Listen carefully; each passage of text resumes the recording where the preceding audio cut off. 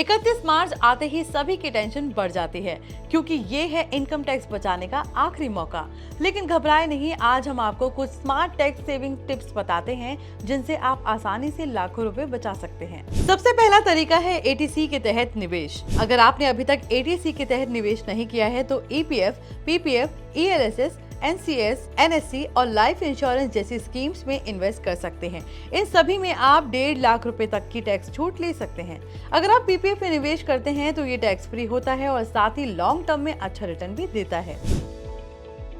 अगर आप अपने और अपने परिवार के लिए हेल्थ इंश्योरेंस लेते हैं तो ये सिर्फ सिक्योरिटी नहीं बल्कि टैक्स बचाने का भी तरीका बन सकता है। सेक्शन 80D के तहत आप 25,000 रुपए तक की टैक्स छूट ले सकते हैं। अगर आपके माता पिता सीनियर सिटीजन हैं तो ये लिमिट 50,000 तक हो सकती है, यानी आप हेल्थ इंश्योरेंस लेकर 75,000 रुपए तक टैक्स बचा सकते हैं। अब तीसरा तरीका है होम लोन पर टैक्स छूट। अगर आपने होम लोन लिया है तो उसके इंटरेस्ट पर टैक्स छूट पा सकते हैं। सेक्शन 80EEA के तहत अगर आपका होम लोन 45 लाख रुपए से कम का है तो आप 1.5 लाख रुपए तक की अतिरिक्त छूट ले सकते हैं। इसके अलावा सेक्शन 24B के तहत होम लोन के ब्याज पर 2 लाख तक की छूट मिलती है।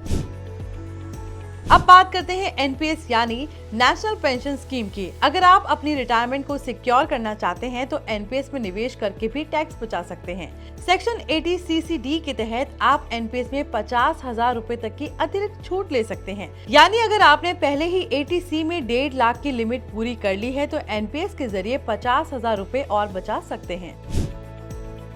तो 31 मार्च से पहले इन स्मार्ट टैक्स सेविंग टिप्स को अपनाएं और अपना पैसा बचाएं। अगर आप इन सभी तरीकों को अपनाते हैं तो लाखों रुपए तक की टैक्स बचत कर सकते हैं। ऐसे ही फाइनेंस और इन्वेस्टमेंट से जुड़ी जरूरी जानकारी के लिए जुड़े रहिए जी बिजनेस के साथ।